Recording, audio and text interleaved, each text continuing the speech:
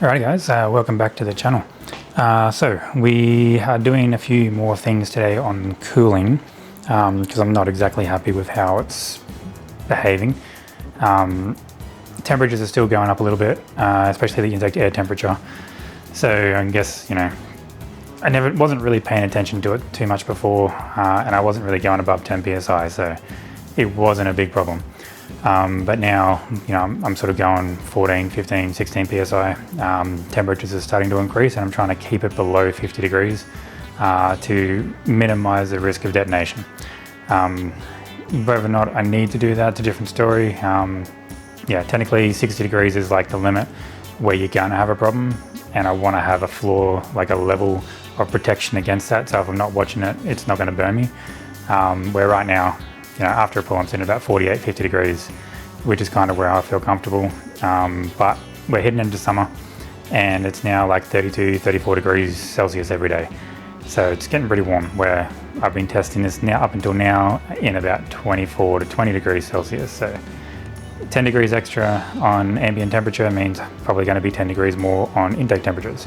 So we'll see. So we've gone and bought a brand new Airflow Race Series intercooler. There is a sticker on it somewhere. There it is. So it's an AF90-1009. So we're going to be throwing that in. Hopefully I can put it in the same place, which will be flat mounted across there, but not sure if it's going to fit. So we might have to go back to being up and down and see what happens with the engine coolant temperatures. But everything's been pretty good. I haven't driven the car much, but yeah, we'll pretty much get stuck into that and get it in there, and yeah, see if we can get a log before and after with the ambient temperature like this. So before we throw that in, we'll go for a drive, get a log, change the boost levels a little bit, and see if we can see what the temperature is for where it is right now, and see if we can get a decent reading and a baseline before we go to this, and then see what it's like after that. So hoping it will drop it a hell of a lot, because that's, yeah, not exactly a cheap intercooler. It is a full bar and plate, I think it was, or bar and fin, I don't know, one of the two. So we'll get into that, and yeah, we'll see how we go. Alrighty, so we've got the car in the garage, and front bumper's off. It's over there. And we've got the original intercooler off, and we've got the new intercooler. So I thought I had a 600 by 300 by 70, and turns out I got like a 450 by 300 by 70. So it's a little bit wider. So it's not going to be a really back-to-back comparison, unfortunately, but whatever. Now, if we have a look in the inside of this eBay intercooler, get it off of there. See, it's like a weird aluminium extrusion situation with the little plates in there. Yeah, I've heard these are really bad for cooling efficiency, but it's worked up until now. Very light as well, like it's not heavy at all. Where this one is pretty damn heavy. And on the inside, we have fins. So solid bars with fins going between them. It's an entirely different design, which is good because the thin plates will absorb a lot more heat as the air flows through it. And obviously the fins on the front, there's a lot more of them compared to that. So side by side, well, back to back, whatever. Big difference in the fin count. Like there is probably 3 times more fins per inch in there. Huge difference. So hoping that won't restrict the amount of flow going through it, because we're going to mount it back up again. The only place I can put it, unfortunately, is facing up. I sit on the ground because I'm in the garage at the moment. So we're going to mount it essentially, let's move the camera, on an angle across here and have it come into here a little bit. So it's going to face that way and come up here. So it's going to be like a kind of like a V mount wannabe. It's going to be pretty much the same kind of orientation as the radiator and the condenser. Give that a try and see what happens. But yeah, I can't flat mount this one. It's a little bit too wide and it does kind of fit, but this pipe here gets in the way, and yeah, I can't bend that because it's the aircon pipe. So yeah, kind of stuck there. Get a torch so you can see that. So that pipe there that goes to the condenser, yeah, it kind of goes down and then curls and then comes up. Yeah, that would have to be bent for the intercooler to fit in, and I don't want to touch that because the aircon works. So we're going to try doing that. Fortunately, that means making new brackets and everything that I did last time, pretty much a waste of time, but it was worth a try anyway. So yeah, so we'll mount it on an angle, coming straight up into the back of the crash bar, secure it to the crash bar, and maybe use those straps that I made last time for the back to hold the back up, and then remake all of the shit for the side. So yeah, these will have to be reduced a little bit because I won't need to have this long. I can go straight down into the intercooler here, and this side will technically have to come down and then go down 45 into the 90. So it'll be 90, 45, and then back into the original pipe that we made in the last video. So yeah, I might need to go buy an adapter for that, but I do have some adapters laying around. I just don't know if I have a 45 degree 3" to 2.5". So we'll see. Alright, let's get into this and see what we can get done today. I'm not expecting to get the whole lot done, and there's going to be some fucking around, and yeah, the ducting and stuff that I made last time took me almost a whole day to do, so I'll have to make some more. And I'll be able to seal up here a bit more and just put a hole in the back there so the intercooler can stick its little head out the side. And yeah, we'll go from there. Alrighty, so we have run into a bit of a problem. The intercooler is fucking huge, and yeah, it's gonna be a tight fit. So I've mounted it on an angle like so. I just need to kick it back a little bit more. That goes like that, so it clears. And now the problem is this crash bar, right? Because I'm obviously mounting to it at the moment. It's got this at the moment. I've ordered the bracket, the universal mount bracket, which I'll pretty much mount to there. And yeah, it's adjustable, so whatever. This will do for the moment. So I've got to, I can't take this off mainly because, well, it's mounting to here. I could mount it to there, but in Australia, you're not allowed to take the crash bar off and drive without it. Technically, they're probably never going to see that, but at the same time, I want to keep it as legal as possible. So I'm hoping what I can do is notch this part here out so I can still fit a 2.5" pipe down there. It doesn't need a lot, but it needs a bit. So I might have to weld in like a little brace to go inside. So if I trim it from there to there and just pretty much take all this section out and then put a piece of flat in there to make it a bit, or give it a bit more strength. Yeah, we'll see how that goes, but yeah. After all of it, I might have to take this off. Yeah, I know other people who just cut them, put the bar back on and whatever, but then you lose your toe points. So these ones here, and if you ever bump into anything, yeah, it's gonna pretty much fuck everything up. So we'll try that first. These are pretty cheap anyway, so yeah, if it all goes to shit, I can always put that one back on and get a different intercooler. But yeah, we'll see how this goes first. So we'll mark out this, work out how much I've got to take off, and then get the angle grinder out and trim her up, and yeah, see if we can get this in. It's all lining up pretty good. We just have to get a bit of adjustment on here. It's got a joiner there, so I can move that up a bit, and then that one will still line up pretty good, and everything else will be the same. So yeah, get into that and see what we can do. Alrighty, so it's the next day. I kind of got to the point where I was like, you know what, I'm not going to be able to make this work without fucking up that crash bar too much. So I just went, fuck it, I'm just going to take it off. So it's now sitting over here. Yeah, right there, no longer on the car. Now, it is back together. I did this last night. I just smashed it out and then went for a drive. So everything up here looks exactly the same.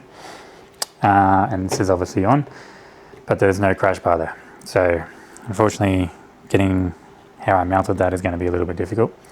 I might see if I can take this off and get you a better photo. I wish I had recorded it, but I kind of just went, no, this isn't going to work, and I just did it and then went, crap, I didn't record it. But yeah, the intercooler is mounted, and I forget a torch actually. Where is my torch? There's my torch.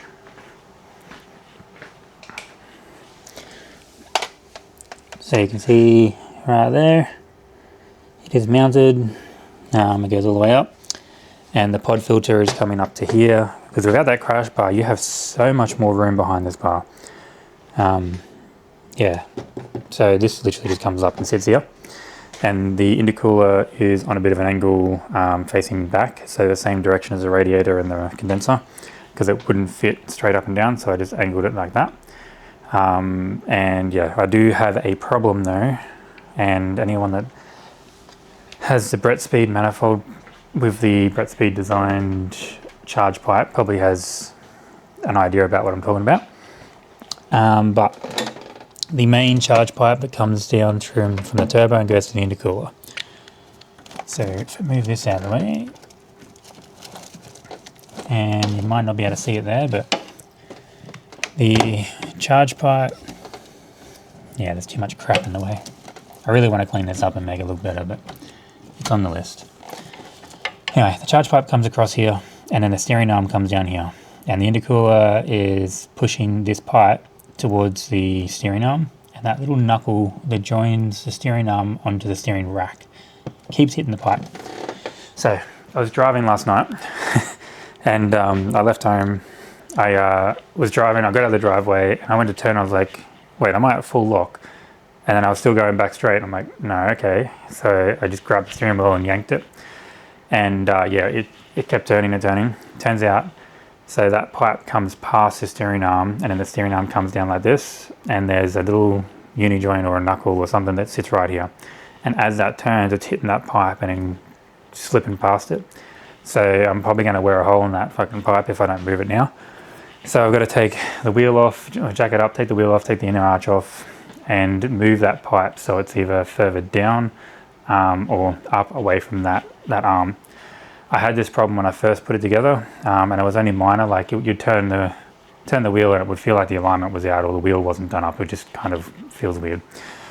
But last night it was terrible. Like I was turning a corner, I was just like, yeah, the wife was freaking out while I was driving. But yeah, not a massive issue, but I wouldn't be driving it anywhere now like that. So we'll get that fixed today. The other thing I need to do is, even though I just went to these stupid push lock connectors, so these ones here, yeah, those ones there, I'm getting rid of them. I'm going to move the boost solenoid down somewhere else out of the way so it's not in plain sight, and we're going to go to these AN lines. So these are -3 AN lines, real nice and small, braided PTFE. So yeah, we're not going to have any problems with this once you do this. This is the most expensive way to do boost control, but it's the most reliable way because, you know, these generally carry fuel and oil, and you generally don't have a problem with these once you go to them, unless you've done something really bad. And you don't really rub through on this, they don't burst, they don't cause problems when they heat up. Once you screw them on, they stay screwed on. So yeah, we're going to do that as well. I've got 5 fittings, 2 for the boost control solenoid, 2 for the wastegate, 1 for the turbo. So we can do the boost reference, going to the wastegate, tee it off, which I didn't buy a tee, which is a bit of a pain in the ass. I just realised that. So I'm gonna have to go to Motorsport Accessories again and buy a 3AN tee, because it comes off the turbo, tees to the wastegate solenoid, and then goes to the wastegate, and then comes out of the wastegate solenoid and goes to the top of the wastegate to force it down. So it's using the proper 3-port Mac valve there. I mean, technically I could probably go to a 4-port Mac valve maybe, and then just do it the proper way instead of teeing it off, which might be a better idea. Yeah, I'll do some research on that. See if that might be better. Because I know, yeah, the 4-port Mac valve, the boost line goes into the Mac valve, one comes out and goes to the wastegate, another one comes out and goes to the top of the wastegate. So, might be cleaner that way. Yeah, I'm going to do some research on that, and if that's the case, we'll go down and buy a 4-port Mac valve and another couple of fittings, because I'm going to need 2 more fittings, because extra port. Yeah, alright, we'll do some research, and I'll come back in soon and tell you what I did. Alrighty, so we fixed up the charge pipe coming off the turbo, so that comes from here, goes behind that rail, steering arm's just there, comes down through here and goes to the intercooler. So yeah, I had to trim down this 90 degree just here, which, yeah, it's a little bit of a tighter radius now. It was a little bit too long on that 3-inch side, so it was pushing the pipe this way, which then was pretty much kinking this and pushing it up and then pushing it into the steering arm over here and then causing all sorts of things. So anyway, loosened that clamp off, gave it a twist so it comes out this way more, trimmed that down and put these closer together. So unfortunately it's like this much too short, so I had to put a joiner in here, and the joiner's pretty much going the whole way through each side just to make that gap up. So I don't really want to remake that, but you know, it might be worthwhile maybe doing like a real tight radius solid join here, and then bringing it up to here and then just putting a small silicone joiner there. I'm not sure yet. We'll see how this goes first. Like, it probably won't be a problem, and it might not be worth the $200 worth of materials to do that. So anyway, we'll see what happens. Put the inner guard back in. And yeah, I might make up a piece of inner this stuff, what is it, plastic crap, to re-bridge that connection here, so that I did have one double-sided taped and speed taped going to the front bumper to force air through the front before, which seemed to work pretty well. So at the moment air can sort of come through here and go that way again, which isn't ideal, but yeah, the intercooler just sits just before that, so there is a little tiny gap just there. So I can probably make another piece up to go from here, same as before, through to the front bar and tuck it in behind all this, so it can force air through the intercooler. And then yeah, just make up a little bit of a piece for just here again. But yeah, we'll see what happens there. So I've got to go for a drive, so yeah, I'll give it a test and see if that works now, and you know, the steering is not affected, and see what the temps are like, and we'll go from there. Alright, so I've taken the blower valve off because the O-ring has fallen out of the freaking groove. Second time this has happened. So obviously with it hanging out like that, it's going to cause a boost leak and cause all kinds of shit. So I've organised another one, but yeah, I'm just going to seal it up for the moment and disconnect it and just run without a blower valve, because yeah, I still want to be able to drive the car tomorrow, but I can't go into boost properly and tune boost controller while O-ring's hanging out the arse of it. So I got the vacuum gauge out and I'm trying to get a vacuum on the bloody thing. Interesting. It's not ideal. Why can't I get a vacuum on it?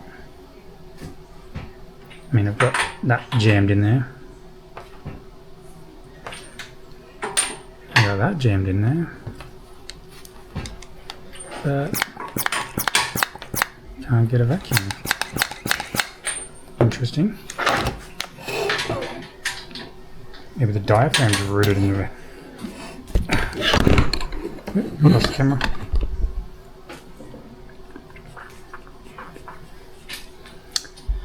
Yes, it is. It's rooted.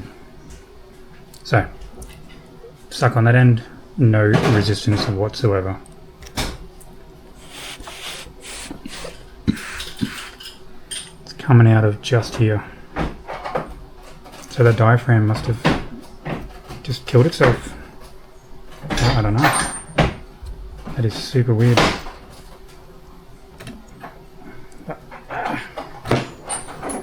Yeah.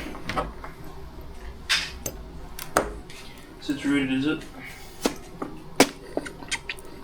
Okay, now it's not. It must have been that O-ring just pushing it over a little bit. But yeah, that O-ring's broken. That's not good. No, it's not good at all. Now it's sealed. I mean, it hasn't been sealing at all, but... Hopefully the other half of it, unless... Oh no, maybe that was... Yeah, that was joined there. So... Anyway, whatever. Organise another one, just going to put it back in like that, not connect the vacuum line up, and hope it doesn't get forced open by boost pressure. Otherwise I'll chuck a bolt in here so it can't get forced open. Anyway, give that a try. Alrighty, so been an interesting couple of days. I got everything done, boost controllers in, boost control lines done. I found the cable going from the Heltec through to the inside of the car was stuffed. I got that cable around here somewhere, but yeah, one of the pins inside the USB-C connector that was plugging into here had bent down and pushed in. So it was randomly dropping in and out all the time and causing problems. So I've replaced that cable with a new USB-C cable, which is a shielded one. It cost me like $40 off Amazon. So really expensive cable, but it goes from there all the way into the car now. So happy with that. Now, I went for a drive last night and did not realize that I caused some problems. So I expected there to be a bit of a difference in the boost control, because obviously hard lines and not leaking at all. So I thought maybe when I went for a drive it would be probably too much boost or not enough boost. But yeah, what I had done is I had disconnected the blow-off valve line to stop that from opening and closing. Because the O-ring had fallen out, I thought, well, there's no point using the damn thing. But what I didn't take into account is I put an 8 psi or 7, it was technically half a bar, so 7.5 psi spring in this, because the original one didn't have enough force to even keep it closed under boost or under idle. Now what that had caused is when the turbo had spilled up, this was opening at 7.5 psi. So I couldn't go above 7.5 psi. No matter what I did. I was like, what the hell is going on? Like literally like 5 minutes into the drive, every time I put my foot down, it'd go to 8 and then drop down to 7.5. I'm like, what the frig is going on here? And then it sort of clicked, and I was like, that makes sense. So technically the blow-off valve was acting as a wastegate now, because there was no vacuum source, no pressure keeping it closed, and it was just opening and bleeding the air off. So anyway, one problem I didn't expect to have. Now the other problem is I was running a bit lean last night, and I thought maybe it was because the SSV is connected, because that's now reconnected, everything's put back in. I have a shitload more low end, idle's a bit more stable, all the AFRs under 3,500 RPM are stable as hell, like it is beautiful. Now I went out to 8 Mile Plains last night for my son to pick up a new monitor.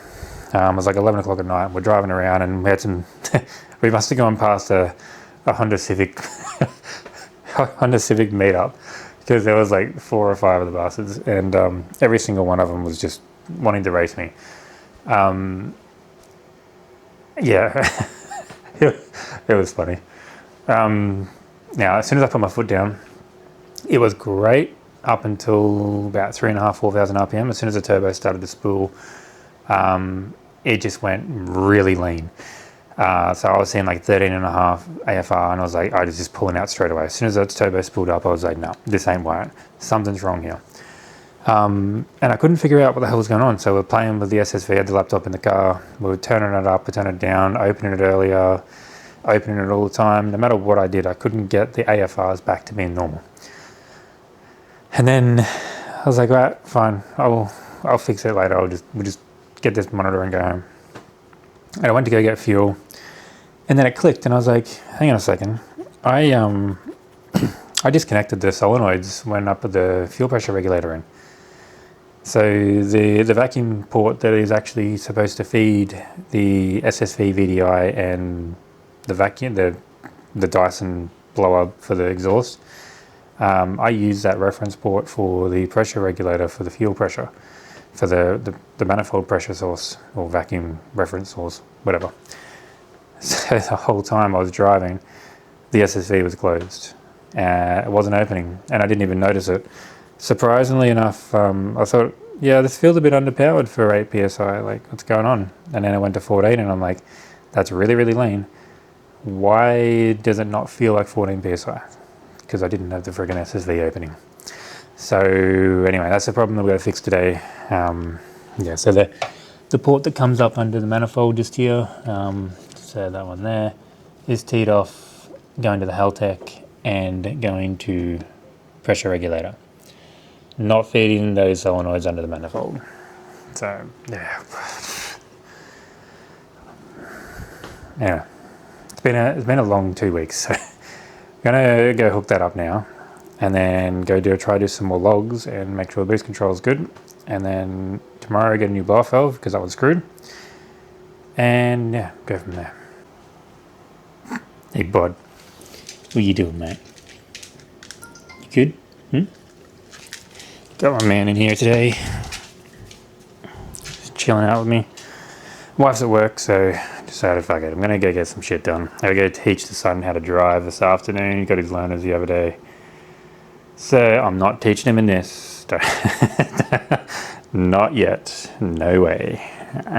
So I gotta go fix this and then take this up to my dad's place and get his car. He's got a little 90s Corolla, or early 2000 Corolla. So we're gonna go to a car park somewhere and teach him how to balance a clutch. And yeah.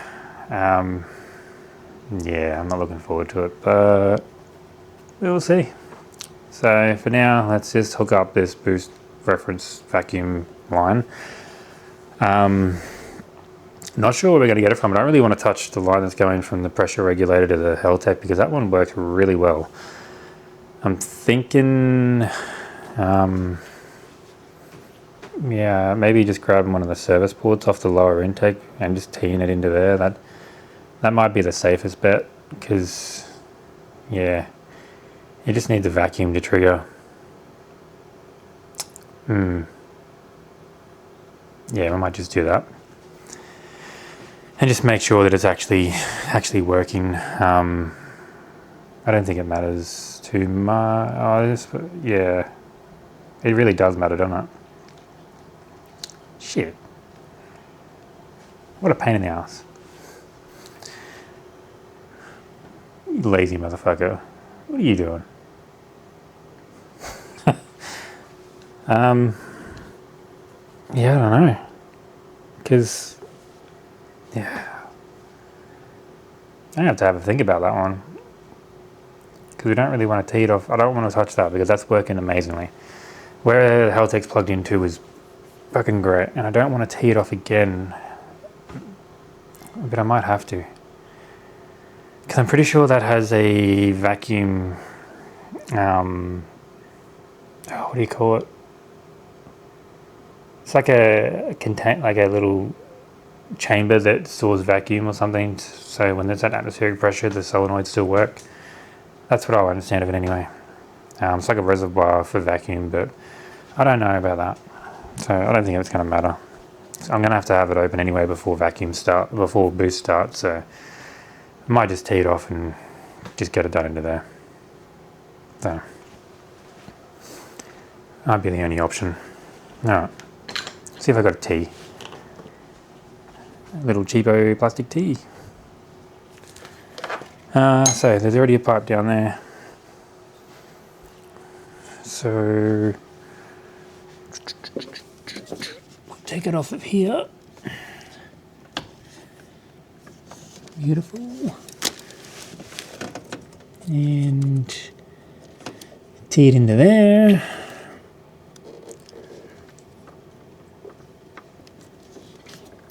Tee it into there. And tee it into there. That'll work. That's hooked in. Teed off twice, unfortunately. But there's no other way to do it.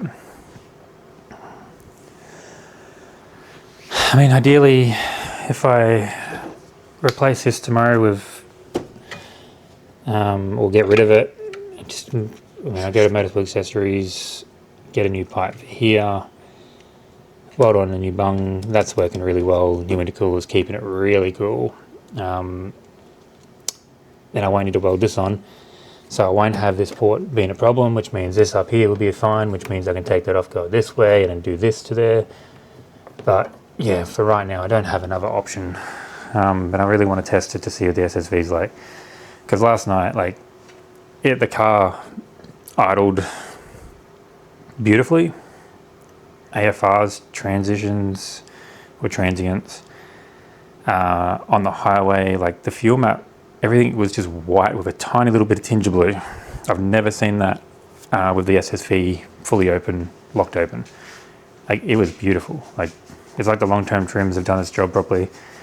And with the SSV closed, the air velocities going through the primary runners better, and atomizing the fuel from the primary injectors a lot better. So AFRs were beautiful. Now, I want to test that now to see how this is going to go. Yeah, unfortunately there's still going to be a bit of a leak there. There's nothing I can do about that right now. Even if I jam that closed, it's still going to get a tiny leak through this gap because there's no O-ring in there. The O-ring's dead, it's broken.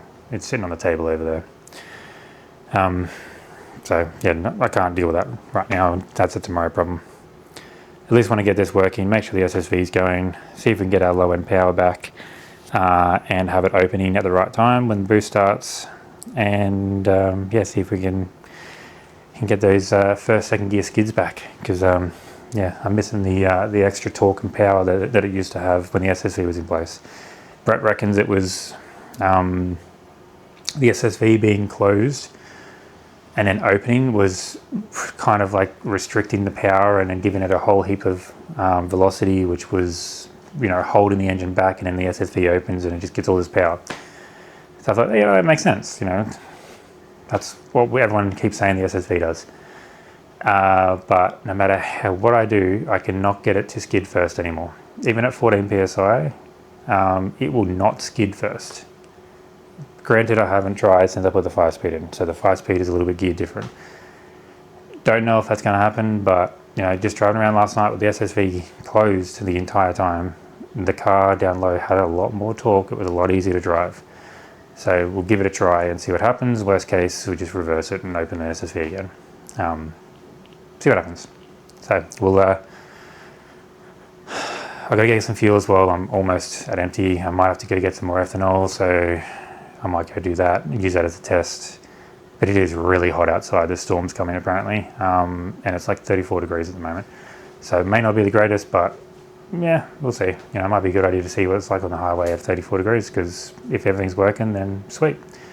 So yeah, I'll load up the tune. I might chuck the DJI camera that I'm talking on right now on charge, so I can take that with me, just so you can see the difference between SSV open, SSV closed, and yeah, we'll go from there. Alright, so I thought while we're at it, we may as well just check the oil, because if everyone watches, if you watch me, you probably watch Rad Potential as well.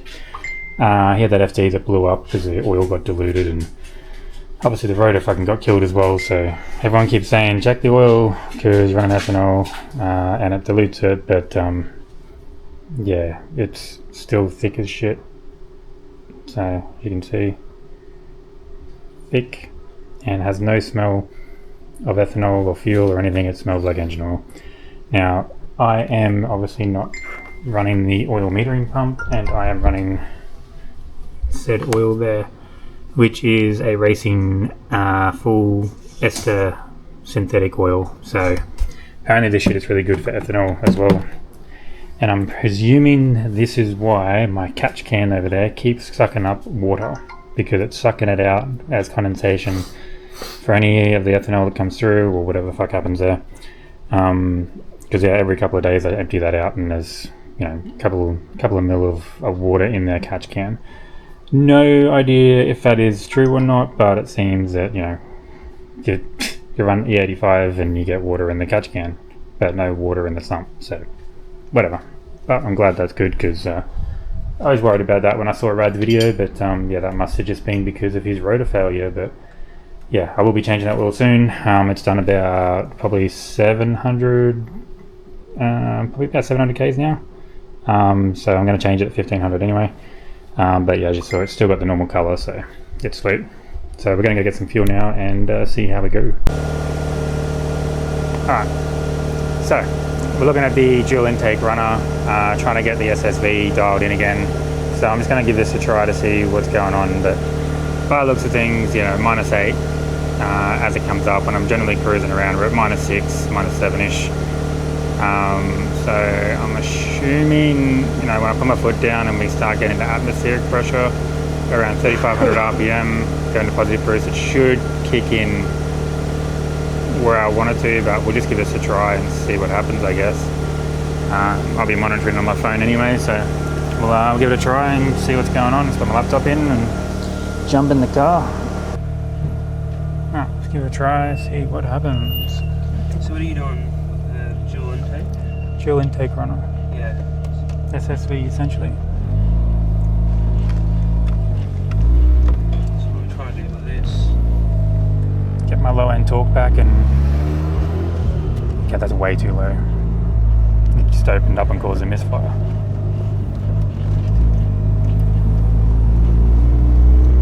Do you want me to change the RPMs? What have you got? What's the minimum map? The minimum? Yeah. Fuel load? Yeah, minimum fuel load. -8 PSI. And the maximum? 3. Change it to like 8 or 10 PSI. Oh, the max. Yeah. Alright, let's give that a try. No? Still went. What the hell?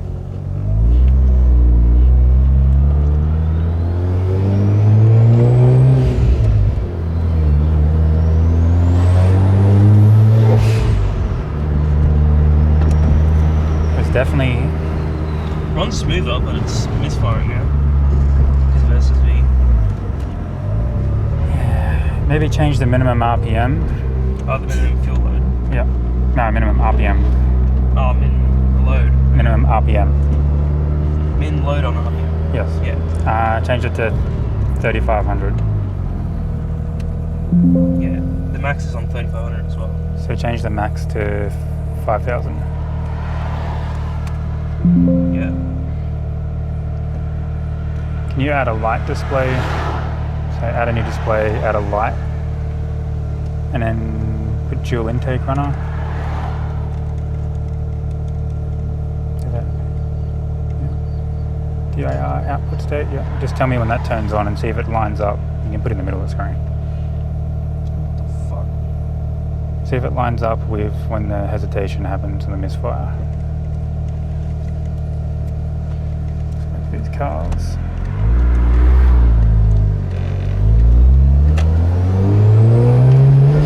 Turned on. And that's when the hesitation happens. Yeah. Okay, so it is that.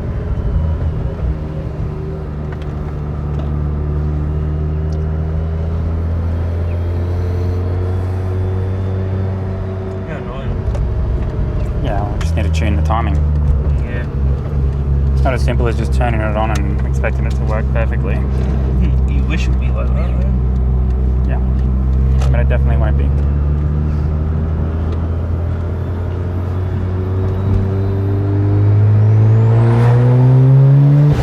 Turn it on. So it's every time you let go and change gears, right? No, it should be turning. It just happened to turn on when I changed the gear. No. I saw the AFRs leaning out. So that's when it turns on. Yeah, so change it to 3,000 minimum.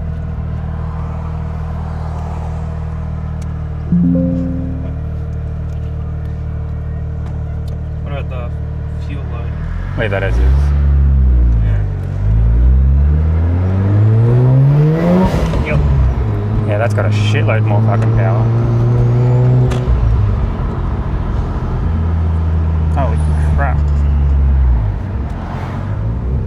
You just change it to 3,000 up here and it just fucking went crazy. I put my foot down a little bit. That was like half throttle.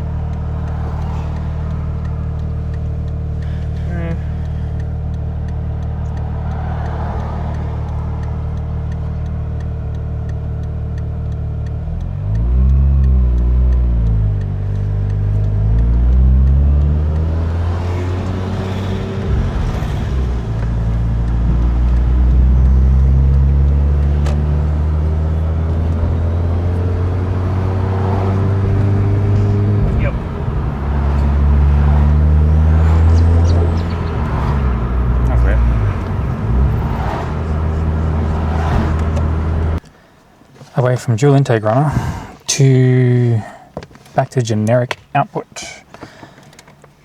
Hurry up and load. My laptop is so fucking slow.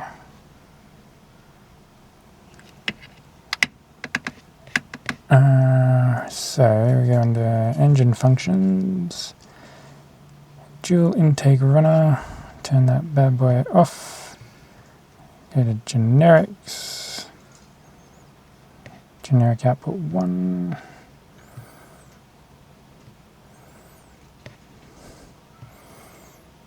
SSV. What about VDI? Hey? What about VDI? You don't need that? No, the VDI is not connected. Yeah. Average injected stage 1 average duty cycle is greater than, we'll go 35%. Rebooty boy that. Alright. Do you want to lower the boost down to like 12? Boost. Target boost pressure.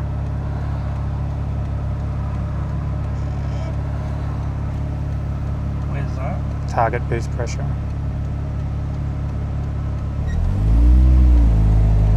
Is that 14. yeah. Change them all to 12. Okay. Go. I'll try something again.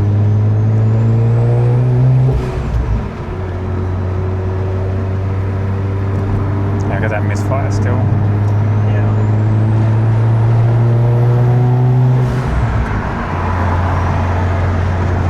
Do you want to up the duty cycle, the percentage for that generic output? Closed loop based duty cycle and boost control? No, the generic output, SSV. Yeah. Okay. Condition settings. Is that 35 right now? Change it to 45. Okay.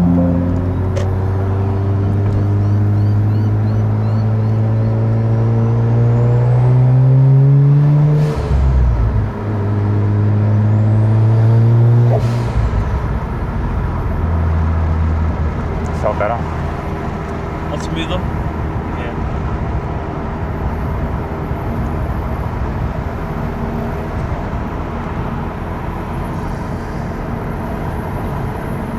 It's very rich at the moment though. Duty cycle's at 10%. Ah man, What the fuck? fucking traffic. Alright, so we've got full tank of EAA5, so 52% ethanol. So yeah, we're back to the way that we were, and trims are looking pretty good, 2%. Just make sure Streamlabs is going. Yeah. It is? It's recording? Yeah. Cool. Alright. And boosters turn back up to 14 PSI. So we'll see what happens now. Always went in the first gear. I had to go first to get a reverse. No. It's a habit. Reverse never wants to go into reverse on most manual gearboxes Really? unless you first go into a first gear. So you go first and then you go reverse, and it just means reverse just slips straight in. It's just a thing that I've always been taught, and driving old JDM cars, first gear and then reverse, it's always been the same. And I'm guessing you're going to teach me that? Yep. This car's a little bit temperamental, the gearbox. I think I need different oil. Like lighter? I think I need to put Redline MT90 or whatever the fuck it's called. Like before the 6-speed? Yeah. Yeah. Instead of the modal gear oil. I don't know, it's just, it doesn't feel as smooth as what it should. Like it doesn't crunch or grind or anything. Just It's just heavy. Just, yeah, like to get into a gear, it's like, fucking get in there. Yes. Tell you what, that additive that I put into the fuel smells fucking awesome. Oh yeah. VP Racing candy scent. Smells good. Humidity is 70%. Holy shit. Right now, it feels more than that.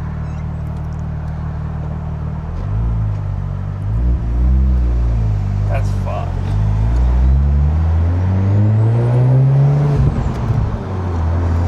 You're at 45 now? 45. Yeah, flex. Yeah, it looks like it's stabilized, everything's good. Air tank is fucking 41. yeah, 40. Air temp. Air Holy fucking Sunday drivers. Old cunts. Yeah. It's probably like they fucking payday or whatever.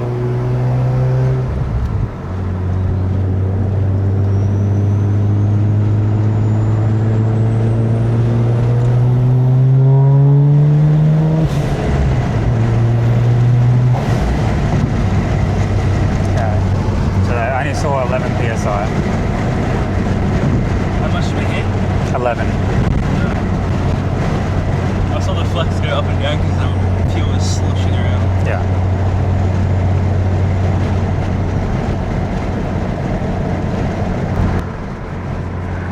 Like you only had the L-Tech for like 2 months now.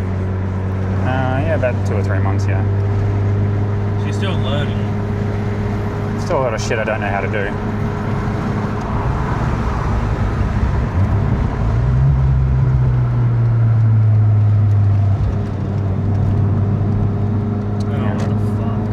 Come on, bro. I'm gonna put my foot down, but people get going in front of me.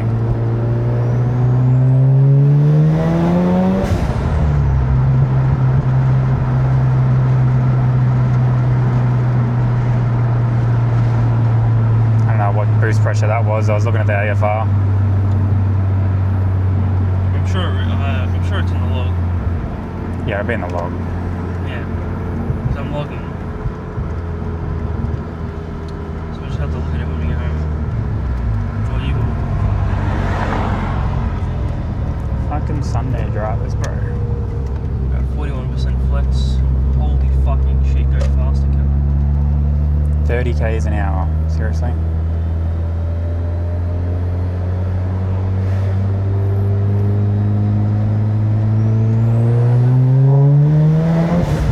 That's a V10 only. Definitely got a lot more mid-range. Like it's pulling a lot harder earlier. Yeah, it's fucking good. Alrighty, so we're back at home now. So unfortunately there is some storms coming that look like they're going to be pretty bad. So it's like Sunday 26th or something. And they're going to turn into some supercells, so the car is in the garage again. So yeah, pain in the ass. Definitely going to be driving in that. So what we're going to do is just check the tune over, check a few things, check the trims, see if we can get the boost control duty cycle up a little bit and check the logs on that. And when I was idling in the garage just then, and I noticed there was no air coming from the secondary fan on the radiator, so underneath the airbox, or where the airbox is supposed to be, so underneath here. So both fans were on, it was on high. But there was nothing coming from behind here. So what I think I might need to do is take this off and have a look and make sure that fan's actually working. Maybe that's the problem with the engine coolant temperature. And yeah, unfortunately with this on there, you can't freaking see anything. So while there's a storm here, I may as well take that off and have a look and make sure it's working. And that would explain a hell of a lot. But yeah, I know it was working before I put it on. Who knows? Maybe I didn't plug it back in properly. We'll test it anyway, see what's going on. But yeah, I'll have a look outside and yeah, she's looking a bit weird. That's hot as hell today.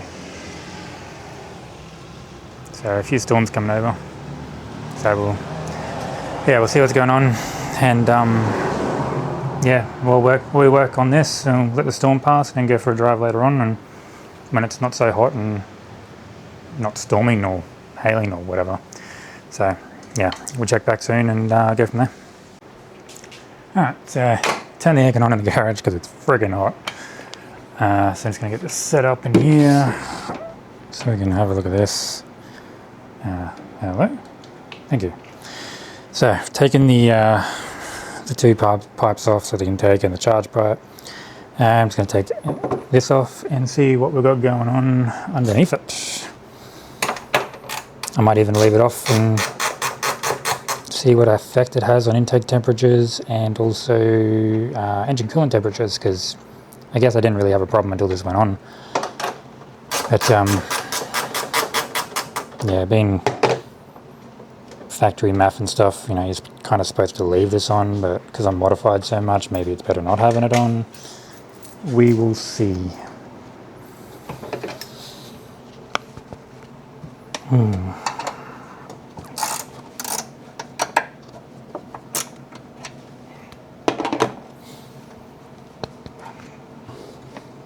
Jesus. I hate it when they do that.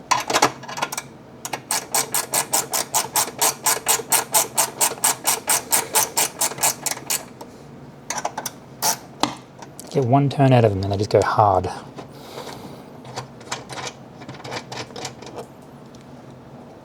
I actually saw a photo of someone else's RX the other day and I was like, God damn, that looks good.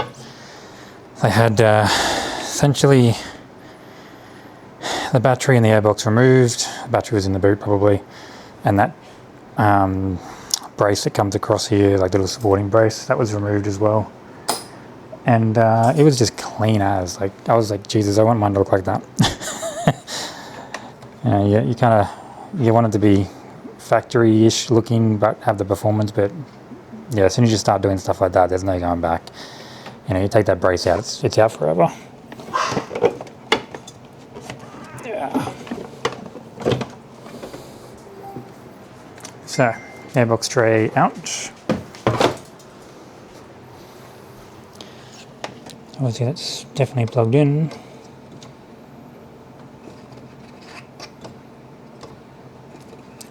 That one definitely doesn't spin as easy as the other one. Now that's hard to turn. Alright, let's go turn the ignition on and see if we can get it to go. Cable, my long ass USB cable. Yes, there is Wi-Fi on this, but it just doesn't work the same. One thing I found is if you're going to use your mobile Heltec app while you're driving, don't try and connect the laptop to the Heltec as well with Wi-Fi. The two do not let you do anything. Like, one works and the other one works and the other one works and the other one doesn't work. They fight over each other. Like, you can't have two going at the same time. At least so I found anyway. So one is going to be going off cable and one is going to be on Wi-Fi. Alright, so let's have a look-see. Engine coolant temperature is 85 degrees at the moment, so technically the fan should be going, but it's not. So I probably got it turned off.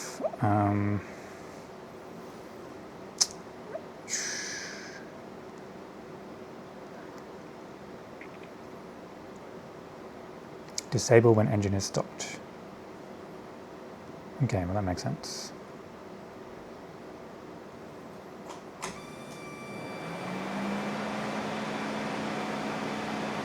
Okay, so we've got one going.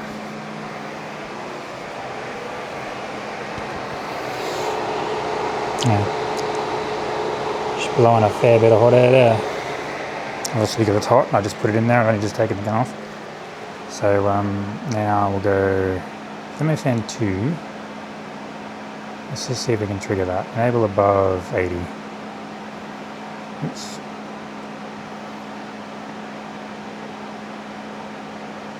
Disable below 78. Alright, draw that. Okay, it is working.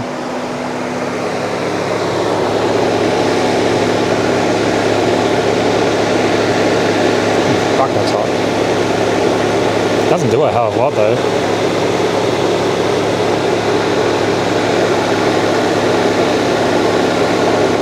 Like, compared to the left side, this one doesn't do nothing.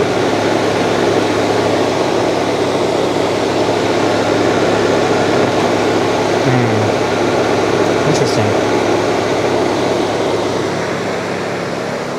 Okay, so they're both working. So we'll go back to being 82, 85. Fan 1 is enable above 82, disable below 80.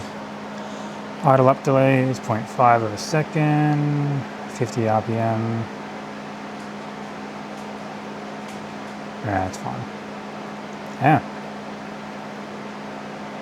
Interesting. So it is working, it's just not pushing a lot. So I don't like that. So maybe that fan's rigged. Like you see, like it's it still turns. It's just you can feel it in the fan. It's got a lot of resist. Like you have to really push it. It might be a different type of fan. I don't know, but I might try running it without that. See what happens there. So, well, I'm going to let this cool down, and then yeah, give it a try and see what's going to happen there. And obviously wait for the storm to pass and put those pipes back on and see what temperatures we get. So here's the storm finally here. It's bloody hot.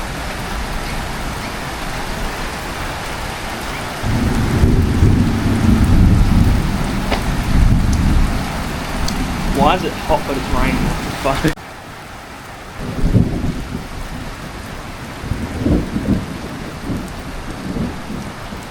It's just because it's humid. Very humid. With like 70%. It's just over there. It's coming for us, by the looks of it. It doesn't look as bad as what it was down south. Yeah. Oh shit. Right.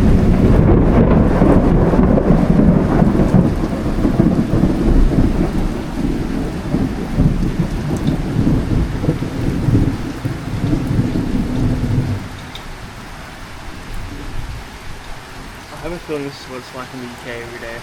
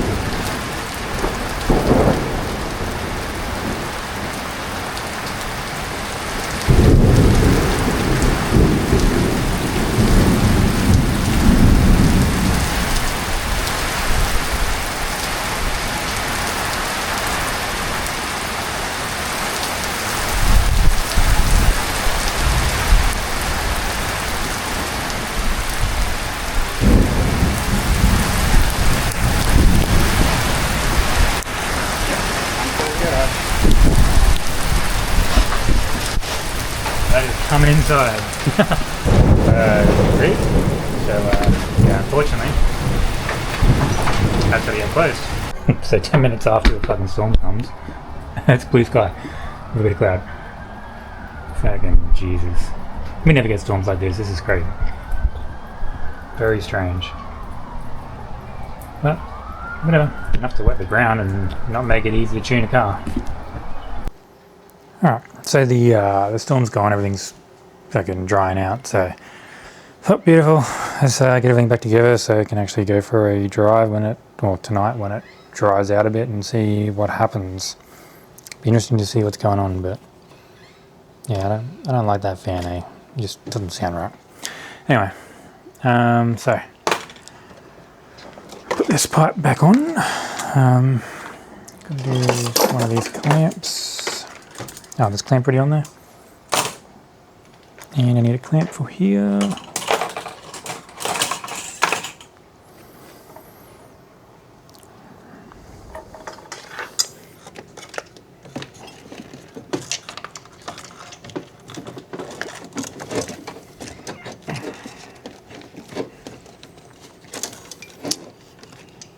Last time I just straighten that out, do the clamp up and then force it on there. So let's do that again.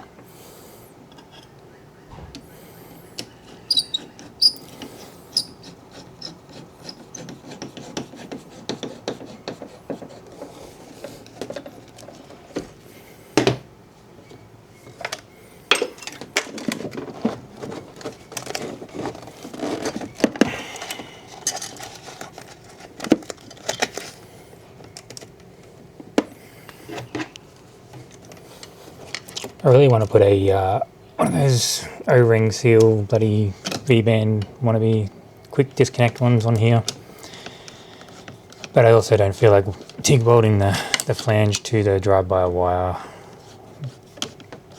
because knowing me and my welding, I'll just end up screwing it.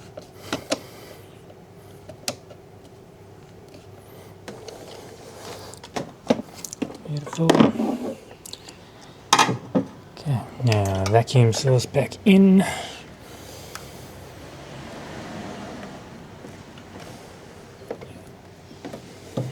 Intake air temperature connected.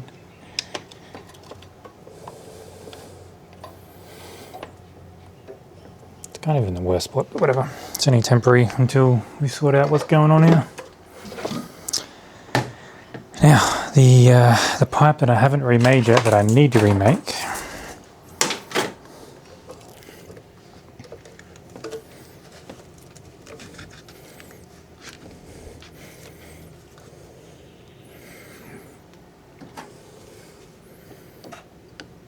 Clamps are way too big.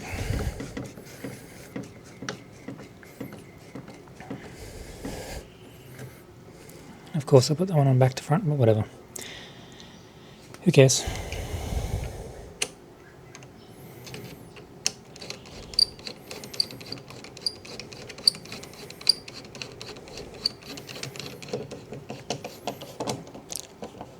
I suspect that I'm probably going to be putting that air redirector back in anyway. So the intake plate. But I want to test to see what happens with the temperatures on the highway, like today, which we'll have a look at that log soon, and see what was going on there, because yeah, the temperature still wasn't amazing. Like, it wasn't getting as hot, but it was still like 95 degrees on the highway, which it shouldn't be. So I don't know. Water pump, radiator, airflow, not sure yet. So anyway, that's all back together, ready to go. So yeah, we'll wait till the sun goes down a bit more and the road dries out before I go driving, because yeah, it's very slippery in the wet and I can't get a decent log while it's slippery. Everyone's like, oh, the RX-8's great to drive in the wet because it just spins the wheels. It's like, that's, yeah, well, yes, that's great, but if you're trying to tune a car, wheel spin isn't your friend. So anyway, alright, so yeah, we'll wait till it dries out a bit and then we'll go for a drive, and yeah, it's not too wet, but it's wet enough. And the wife's on her way home, got to sort out dinner, and then we'll go for a drive after that. Alright, so it is the next day, and it is hot as hell. It's 38 degrees Celsius outside, storms and some coming, so fuck this, I'm going to stay inside in the aircon and work on the car. So what I found is I wired up the thermo fans wrong. So there's 3 relays in here, which it literally took me like 2 hours to get my head around it. But relay 1 triggers the low speed for both fans, and they share the ground through relay 3, which then makes both fans run at 6 volts or in parallel, or in series, whatever. So they both share the same ground, so they both run slower speeds. And then when you trigger high speed or thermo 2 in Heltec, it switches over relay 3, which then powers relay 2, which then gives relay 2 its own ground path, which then lets both fans run at 12 volts, which both of them run fast. So what I had done is I had them swapped around in Heltec, so ignition output 6 was to relay thermofan 1, and ignition output 7 was to relay 2 and 3. Problem with that is they had to be reversed. So relay 1 had to be on first, and then relay 2 and 3 had to be on second, but it was the other way around. So relay 2 and 3 were triggering, but relay 1 was triggering when it needed to go faster, which then was causing this fan to go and this one to stay at low speed. So I swapped that around in Heltec, and now they both go slow and they both go fast.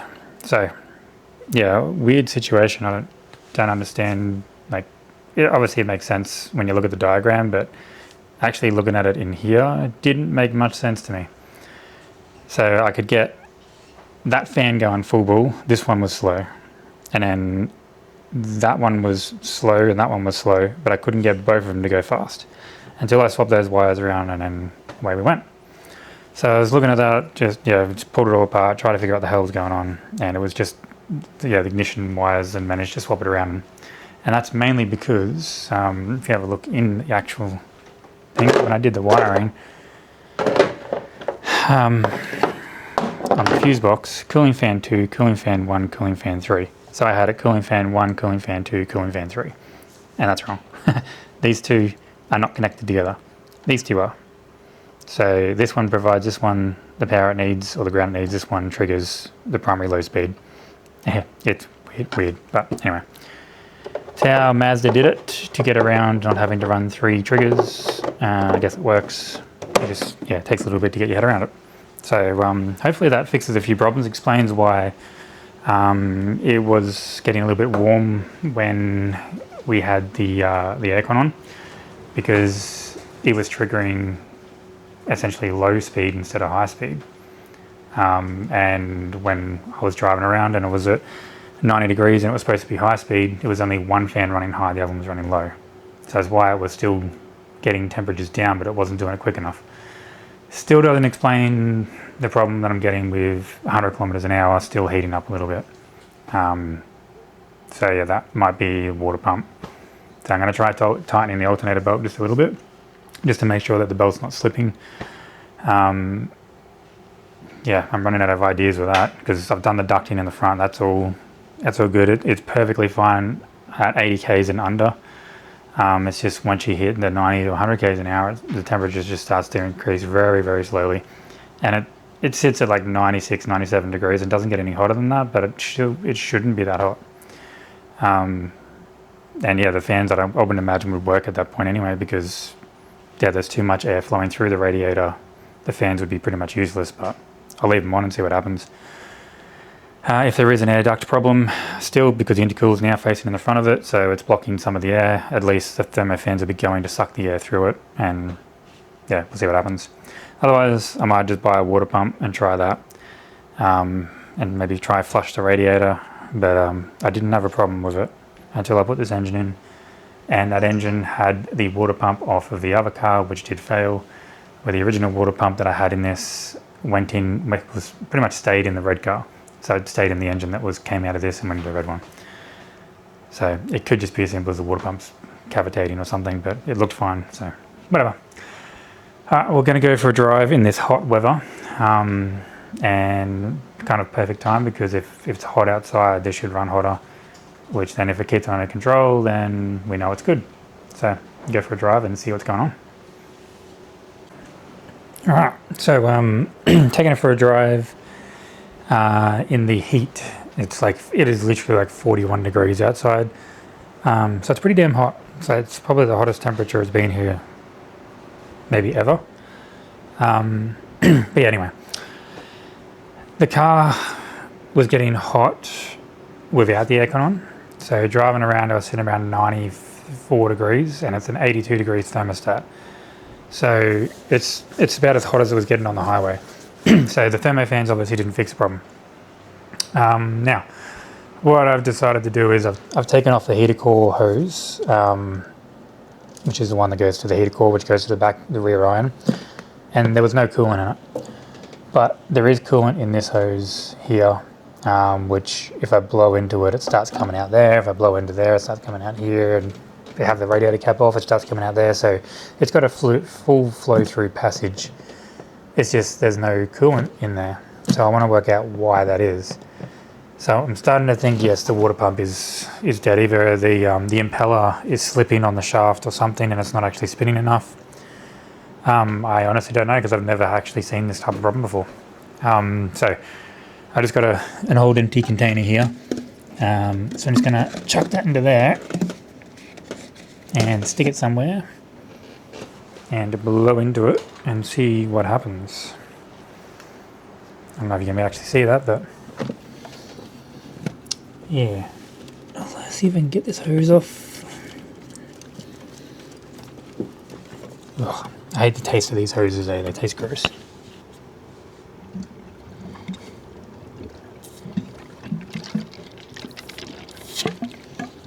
So that took a lot. Like a hell of a lot. So there must be a massive airlock in here somewhere.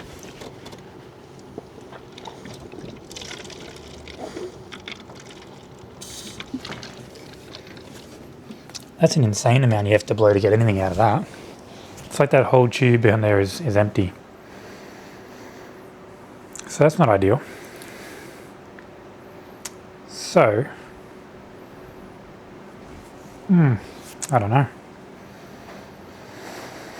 I mean, obviously an airlock would cause overheating like this. But also a shitty water pump would as well, because it's not moving the coolant enough. And I have bled this thing like crazy to get to a point it is now. Like, I was idling for like 45 minutes without the radiator cap on. I was pushing and squeezing hoses, and I've drained it and refilled it a couple of times. And every time it's all been the same. So it's either it's getting the same airlock every time, or there's something else going on which is causing this. So yeah, not sure. But it's definitely not ideal.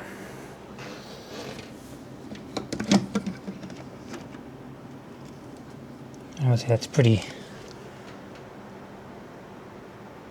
dark coolant compared to what's in the reservoir.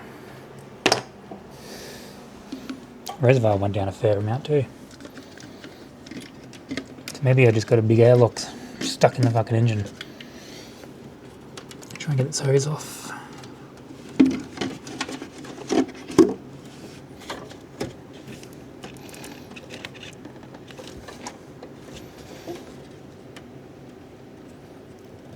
Fuck, these hoses are not easy to get off when they're in these clips.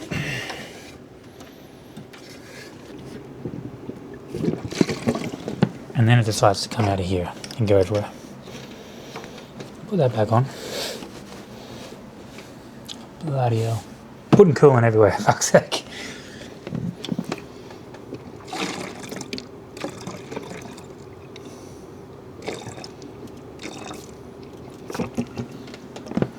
Yeah. Interesting. I think there's a big fucking airlock. But how when I flushed it 3 times? That's what I don't get.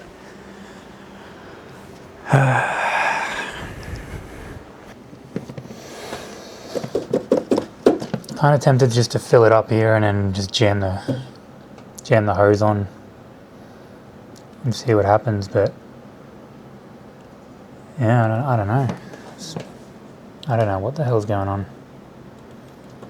I'm going to go do some research and see if I can find out what the hell is going on here. Because none of it makes sense to me. Like, I've never had this kind of problem before. Yeah. Completely fucking confused right now. Alright, so that's the last ditch effort. I've ordered a water pump, it'll be here tomorrow. I've jacked the car up as high as I can get it. It's off the ground, maybe, I don't know, 300 or 400 mil. So the reservoir is the highest point. Now, if I have a look at that. So the water did drop a little bit, but not like, you know, a shitload, just a tiny bit. But I can hear when squeezing the pipe that there's definitely something else in there. So I'm going to open the garage door, which the aircon's on in here, so unfortunately it's all going to get warm in here again. And start it up and see what happens, see if anything changes here. Yeah, I seriously think it's the water pump now. But yeah, we'll see. Alright, so I'm just going to put my little funnel fucking thing in. Should be interesting. Ah, get in there. The fuck?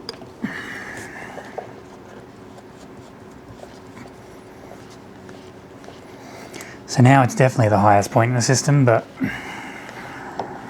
yeah, you know, it's still got to make its way through the airlocks and shit, so yeah, we'll see. Let's chuck some water in there, open the door and get started up.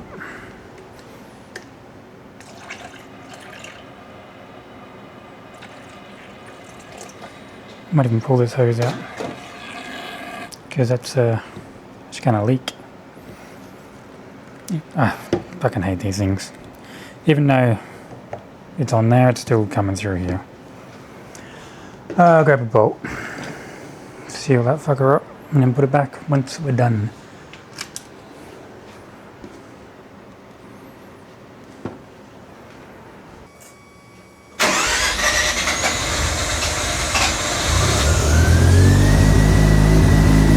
That was the weirdest start it's ever had.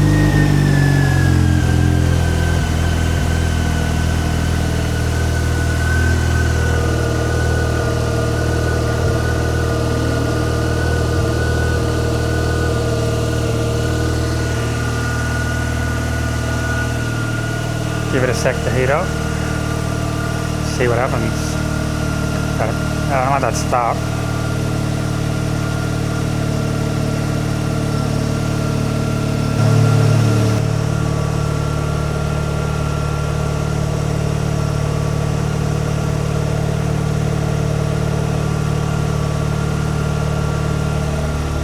We're at 88 degrees. Thermo fans are on low.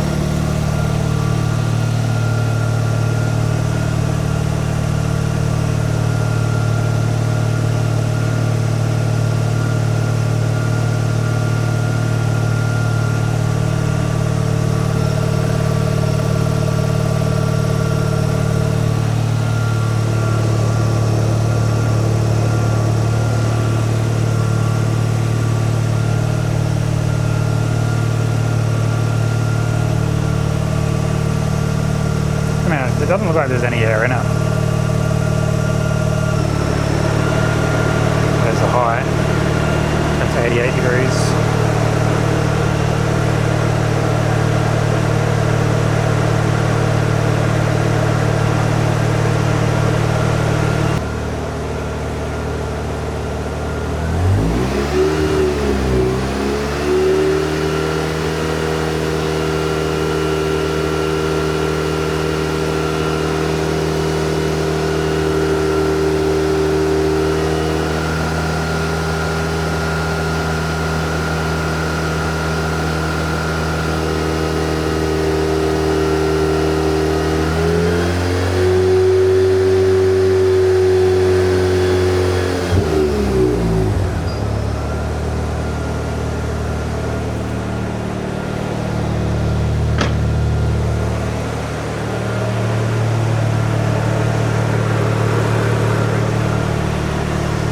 Degrees and holy.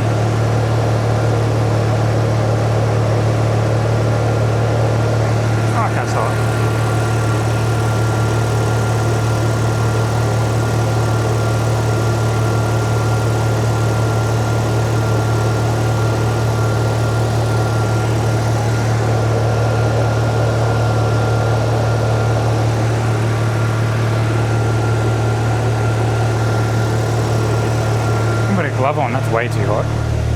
Jesus.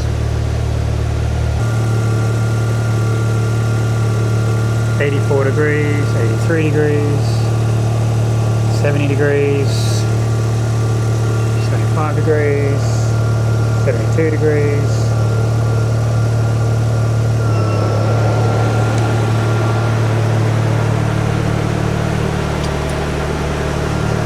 Coolant's 88 degrees.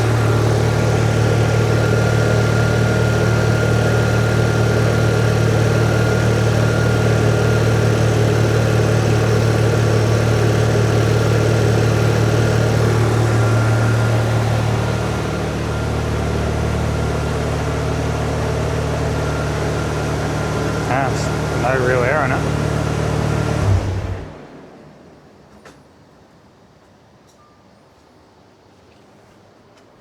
So it was 88 degrees, that's what the highest temperature will get to.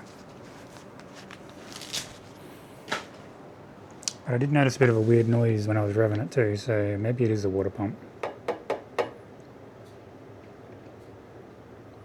Anyway, let that cool down.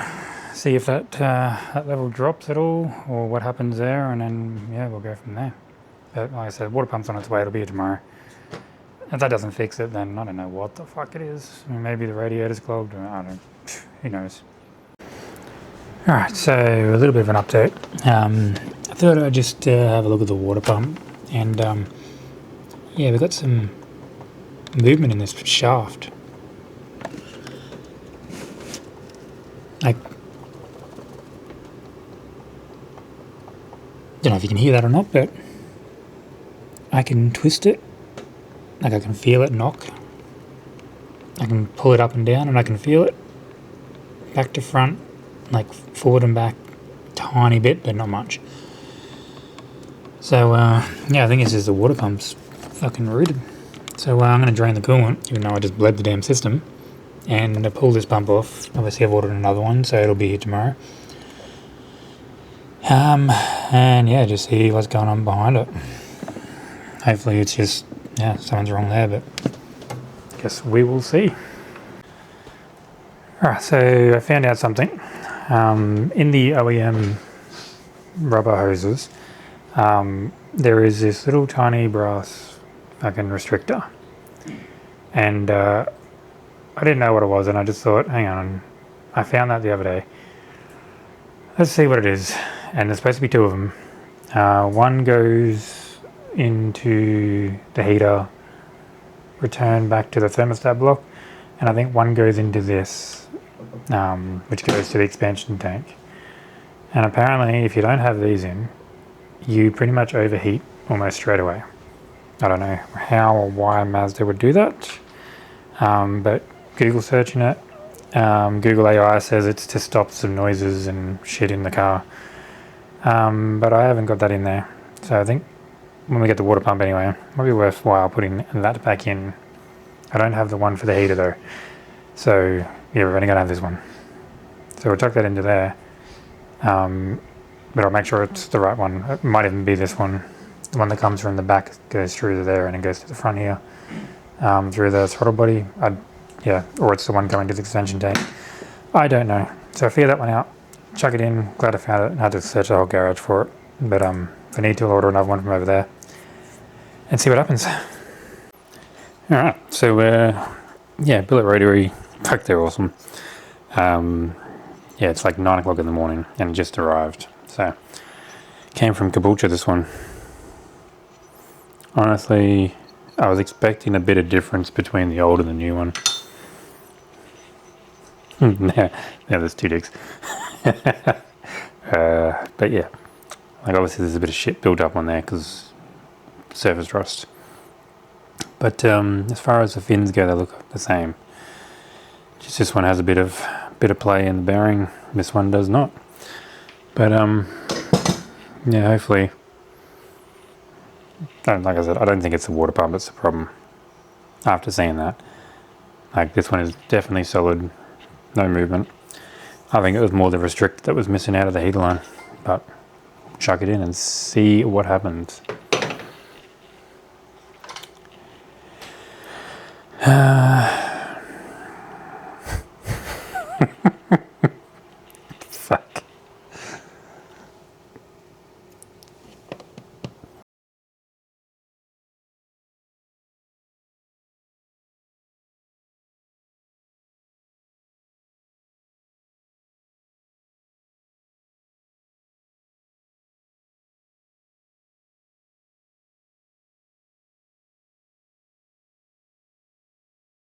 My bad.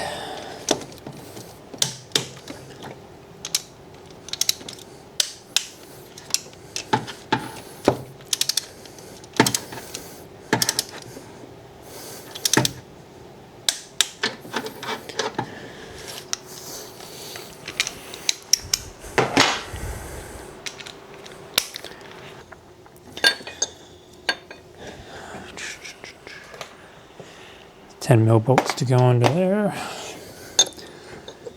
So much easier when there's no battery box here.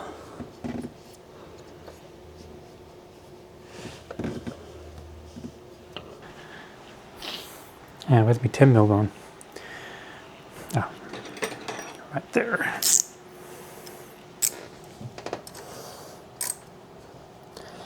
Yeah, it's so much better.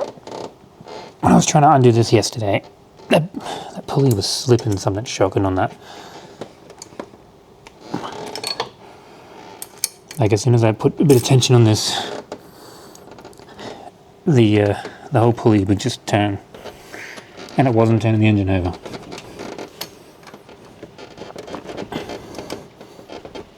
It was literally the pulley was slipping on the belt.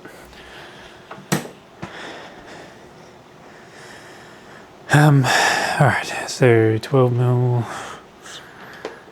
do that tensioner up.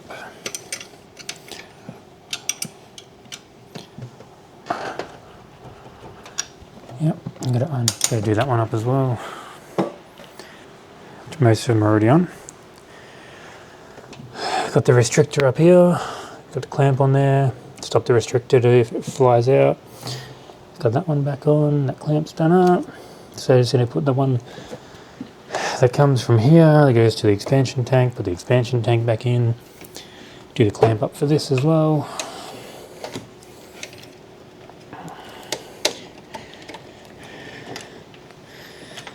For some reason I undid that, I don't remember why. Oh, that's right, because I was cleaning the inside of the radiator. And that'll do it.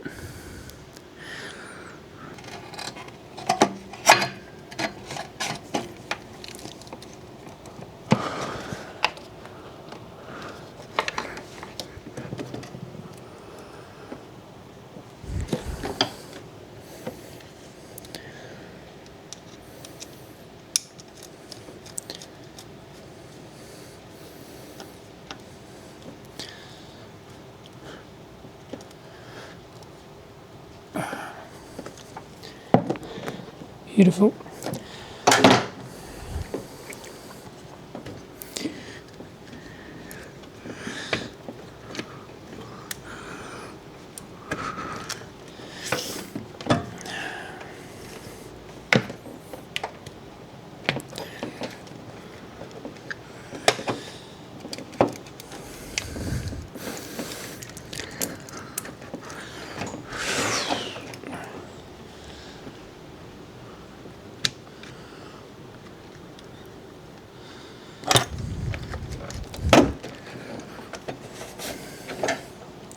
And just make sure the clamps are done up. You do not want to forget them. Trust me, ask me how I know.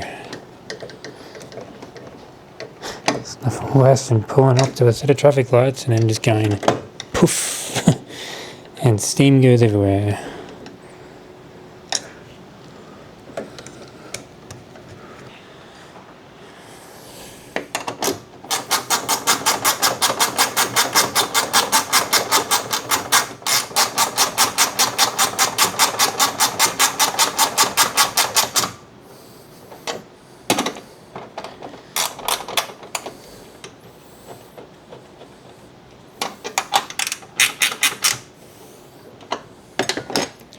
Don't do those up too tight. They love to crack.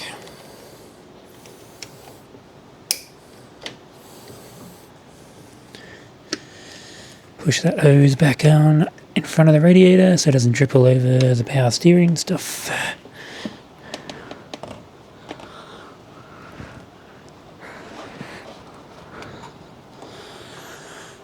Beautiful.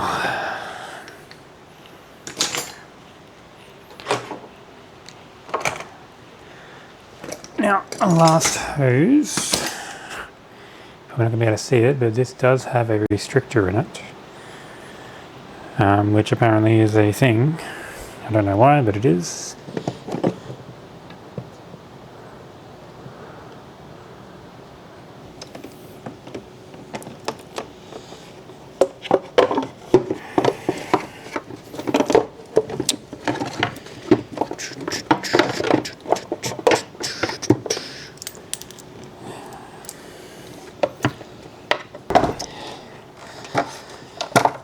Battery is actually super heavy. Now, I think we are good just to connect her up and fill her up.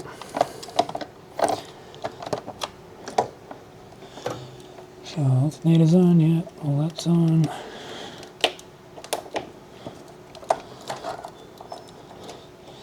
Here's my dash cam.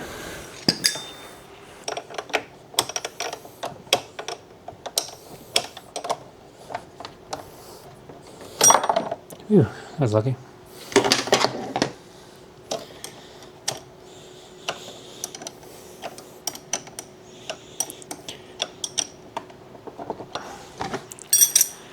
Alright, battery's on, ready to fill her up with coolant and bleed it out.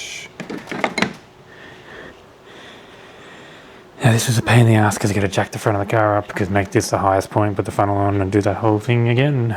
So I'm going to go grab a drink, take a 5-minute break, and then we'll get stuck into that. Alright, so car's jacked up. We're just going to start filling this can up and see if anything leaks out.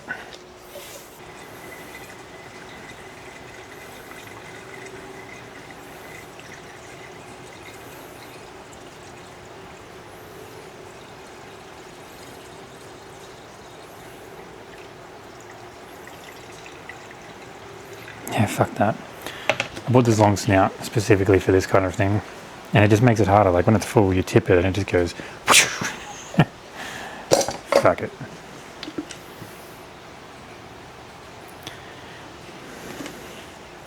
There is a fly in there.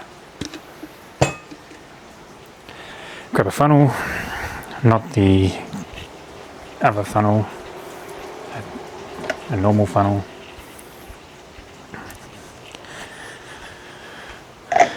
And just tip it in.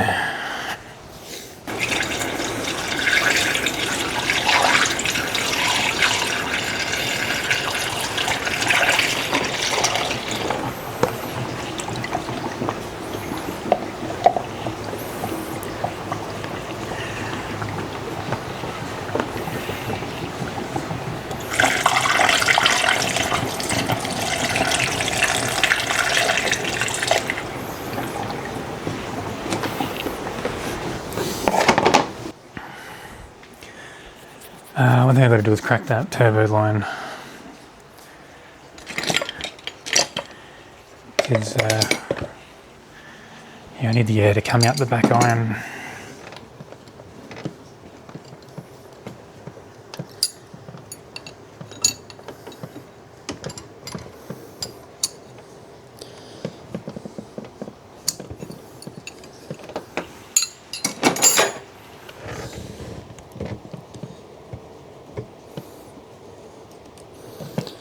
So essentially when it starts leaking from there, we know the block is full. As I was tipping it, I was looking at the colour of it.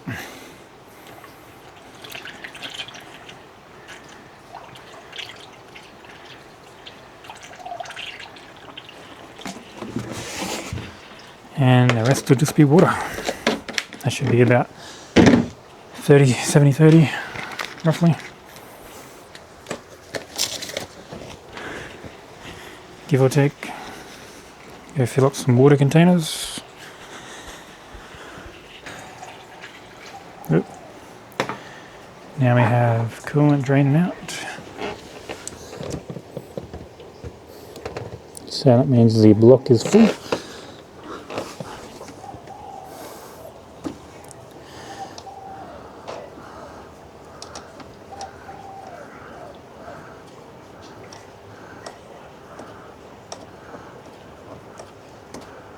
Oh god, that's slippery now with fucking coolant on it.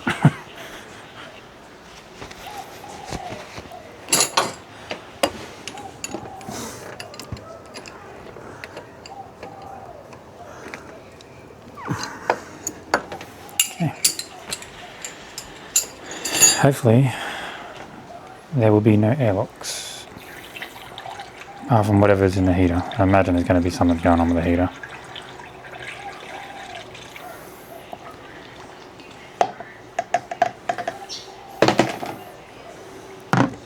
Alright, I'm going to give that a minute to drain, flush through, fucking come out to the top. It's just a constant stream of bubbles at the moment, so give this 5 minutes and then we'll check on it and fill it up and give it a start. Alright, so it's been probably about 15-20 minutes and yeah, she's gone down a little bit. Every now and then there was just some gurgling going on, so yeah, it's been long enough. I'll fill it back up. This is my third time I've filled it, by the way, over the course of the time. And that happens and you overfill it and it comes out the bottom.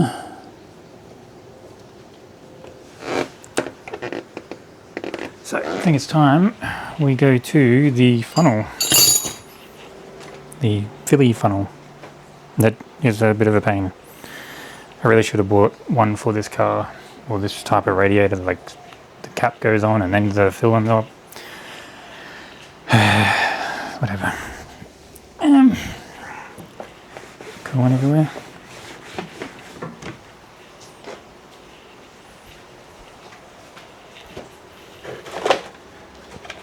So, sometimes this works, sometimes it doesn't. It is actually frustrating. And I don't think I have any others that will work any better. Let me just check.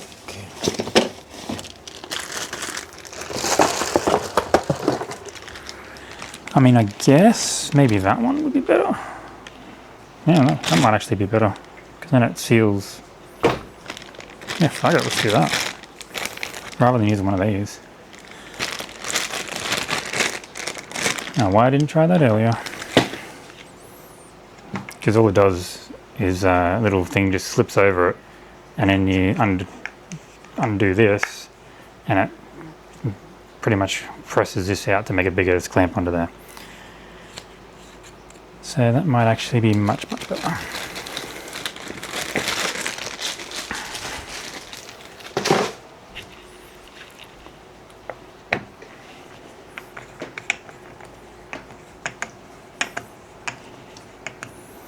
Obviously it's not gonna actually seal inside this thing because it's compressing on here, but yeah, I can push that in there and it will stay.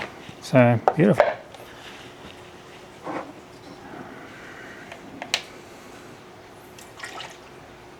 Here's what it is.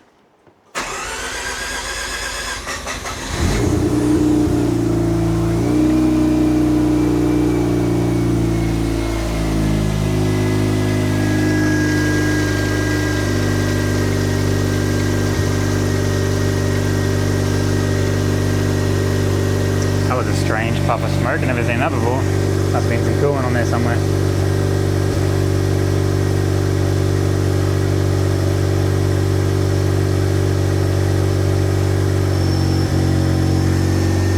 Yeah, I got coolant all down there, so it's going to be smoking a bit, I think.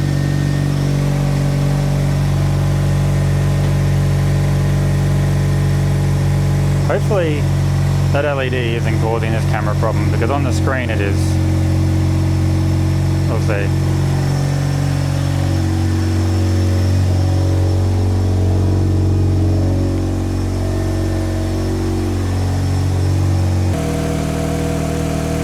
Like I know any of you guys probably watch Mad Sev, but he's got an electric water pump on his and he's had some problems, but it seemed like it was a hell of a fucking decision to make. I guess not as simple as just bolting something up, but I guess if you take one of these, for instance, and just cut out, get a plate cut for this, like I can scan there. That's different.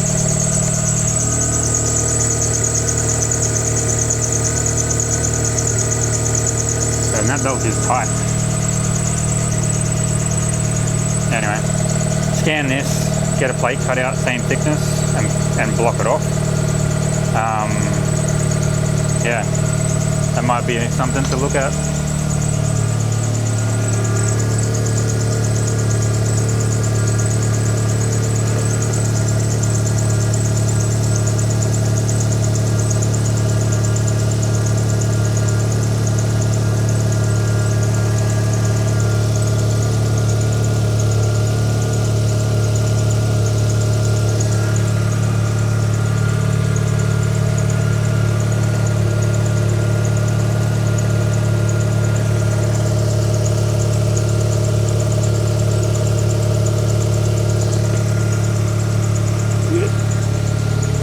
Okay, we're at 72 degrees, so thermostat should be opening now.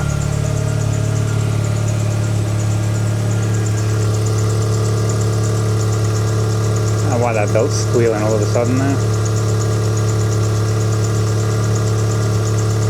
don't know if that's the aircon belt or if that's a alternator water pump belt. I don't know.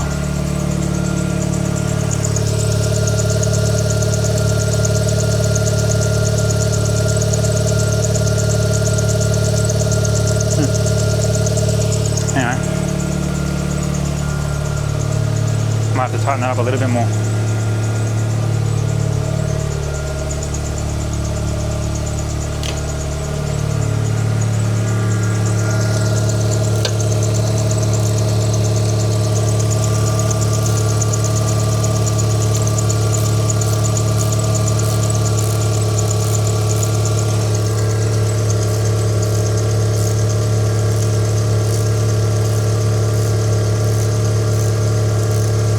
A lot more.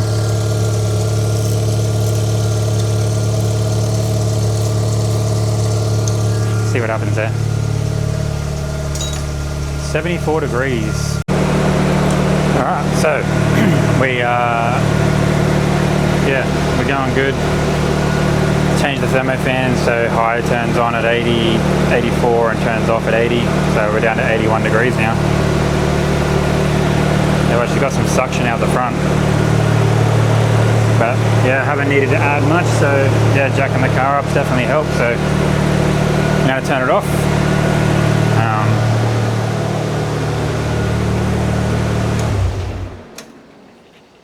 So gonna turn it off. Keep it up here for the moment while it cools down a little bit. Because generally when you're bleeding the system, when it's running, sometimes air can get stuck in there and get stuck by the fucking flow. And when you turn it off and everything's still hot and the thermostat's still open, it can make its way back out.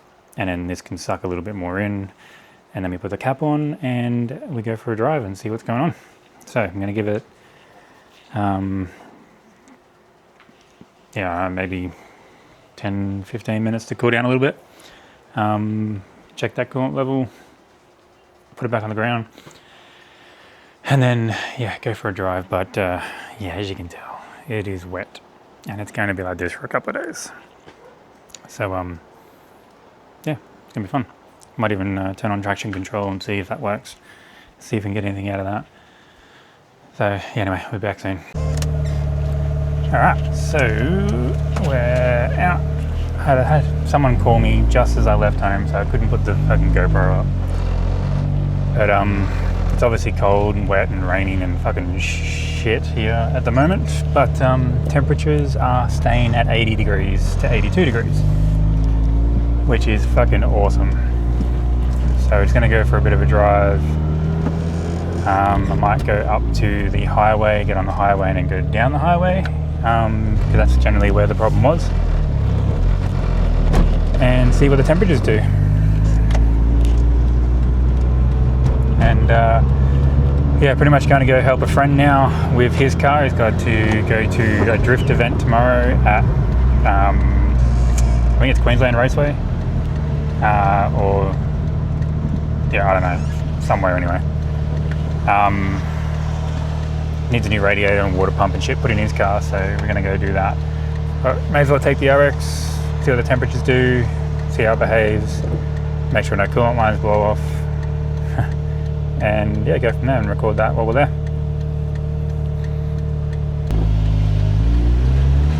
With the SSV reconnected, I can take off at 1500 RPM again and not bog the engine down too much. A little bit slippery.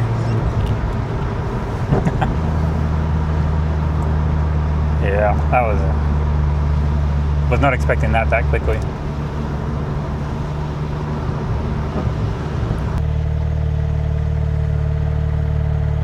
So looks like 83 degrees.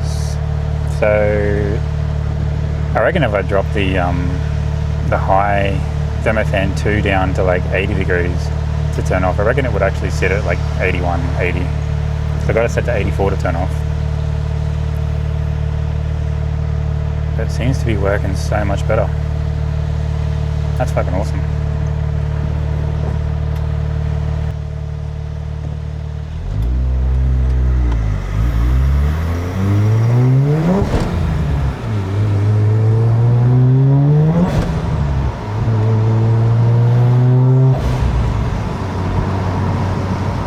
There's no point even logging this. Like, wheel spin like that, you can't tune. I'm just making sure the AFRs and the air temps and the engine temperature stays at the right temps. Everything else is, yeah, it's good. But we'll see what happens. Yeah, it's so fucking good. So much more stable. Like, I used to get fluctuations like crazy. Like, it would be like, oh, I'm going at 87, I'm going to 90, I'm going to 92, or I'm going back down to 88, going to 84. And now it's just like 84, 85, occasionally 86, back down to 85. As soon as those second thermos kick in, it just starts dropping. Granted, it is cold outside today. Kind of wish this happened yesterday when it was hot. Because, yeah, yesterday was fucking terrible. But I'm sure there'll be another hot day coming, so.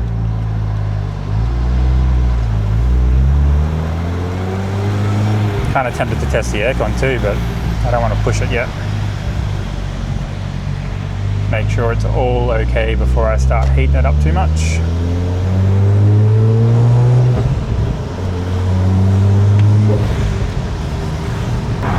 That's crazy. So I don't know if it was the water pump. I mean, obviously the water pump was replaced. But I don't know if it was the water pump, or if it was the thermostat, or if it was the restrictors. It's kind of like all three things have changed at one time.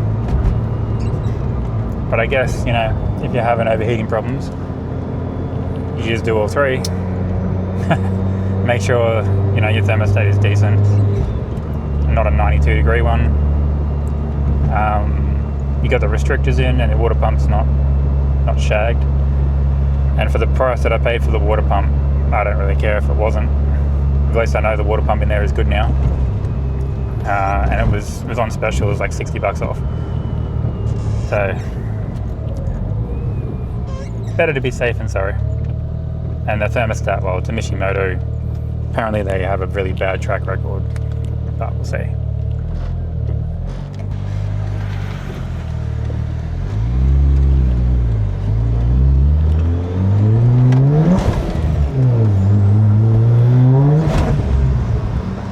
Fucking wheel spin.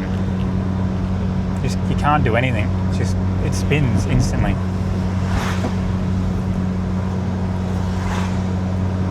But Yeah. right, so we're out of Frank's place now. He's starting up a channel soon, so we'll share a little bit of details on that sooner or later when he's ready.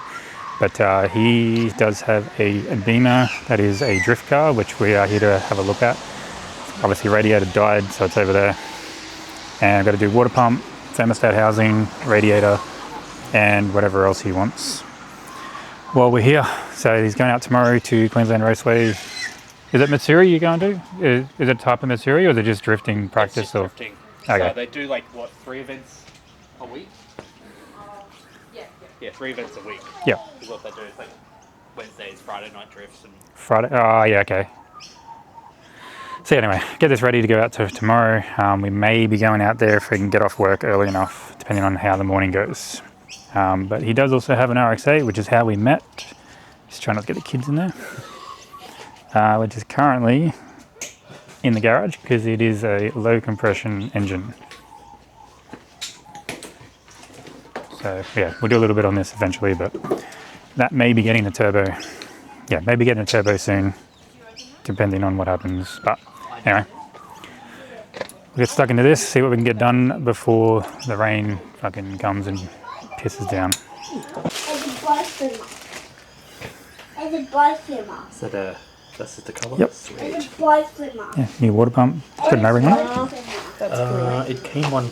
Oh yeah, there. Cool. That's like a billet thermostat housing. Pretty radiator though. Hell yeah. Shiny. And it's got the expansion.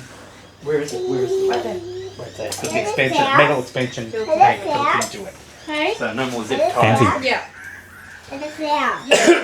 Yeah, new radiator.